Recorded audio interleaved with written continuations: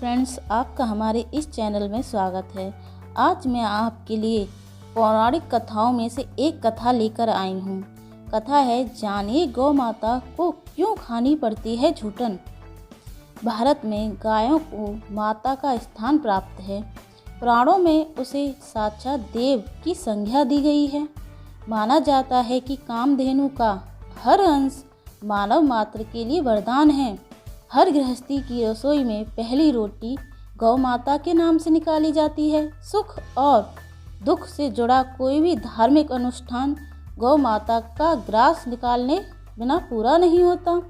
इसके बावजूद परम पूज्य गौ माता के झुंड कचरे के ढेर पर झूठन से पेट भरते दिखाई देते हैं। इसे देखकर मन में प्रश्न आना स्वाभाविक है कि गौ माता की ऐसी दुर्गति क्यों है। इसका उत्तर माँ पार्वती के श्राप से जुड़ा हुआ है।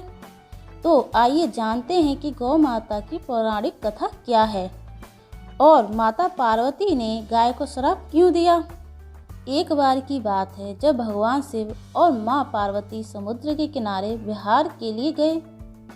इस विहार के बीच शिव जी के मन में एक शरारत आई। उन्होंने कहा कि देवी पार्वती, मुझे अचानक आवश्यक काम से जाना पड़ रहा है। मैं कार्य पूर्ण कर अभी आता हूँ, आप मेरी यहीं प्रतीक्षा करें। दरअसल शिव जी पार्वती जी को परेशान करना चाहते थे। यही छेड़खानी ठिठोली शिव माता पार्वती के दाम्पत्य जीवन का सबसे अनमोल सिरा है। शिव जी की बात मानकर देवी पार्वती अकेले ही तट पर बैठकर उनकी प्रतीक्षा करने लगी। इसी तरह शाम हो गई। उस दिन तीज की तिथि थी। जब रात तक शिव जी न लौटे तो देव पार्वती ने तट पर ही रेत की शिवलिंग का निर्माण किया और आसपास से उपलब्ध पूजन सामग्री से रात भर शिव जी का निर्जला निराहार व्रत संपूर्ण किया। शिव जी सूक्ष्म रूप में वहीं उपस्थित थे और हर गतिविधि के साक्षी थे। सुबह होने पर पार्वती जी ने समुद्र में रेत की शिवलिंग और पूजन सामग्री का विसर्जन कर दिया।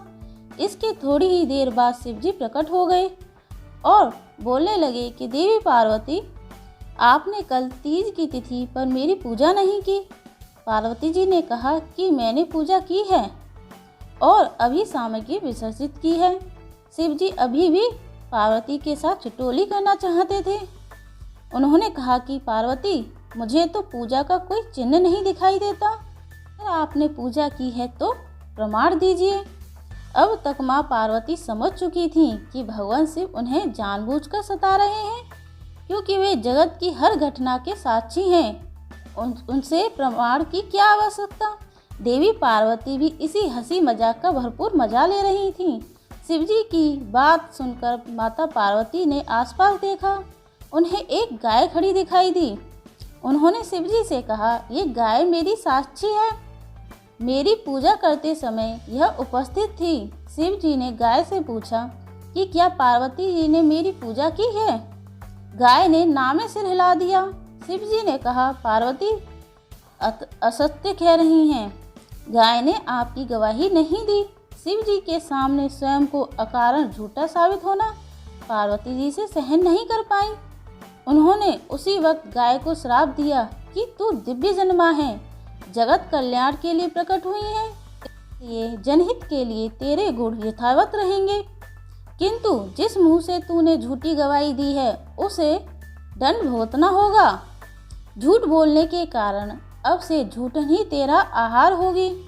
इस तरह झूठ बोलने से गौ माता को क्रोध की भागी बनी और आज तक उनकी संतति अच्छा भोजन प्राप्त होने के बावजूद झूठन खाने के लिए बाध्य है। यह कथा हमें बताती है कि झूठ बोलने से कितने गंभीर परिणाम हो सकते हैं। साथ ही दाम्पत्य जीवन को रसपूर्ण बनाकर मधुरता से जीवन व्यापन करना ही सिखाती है। अगर आपको मेरी कथा पसंद आई हो तो प्लीज़ सब्सक्राइब। Thank you.